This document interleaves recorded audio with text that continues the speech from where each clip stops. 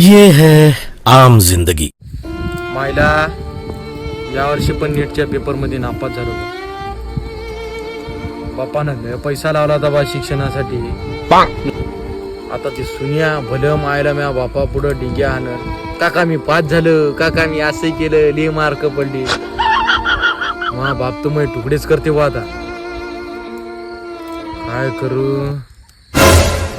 मायला बापाचा एवढा मार खाऊस तर मी मग फाशीच घेतो. घरात जाऊ तिकडे.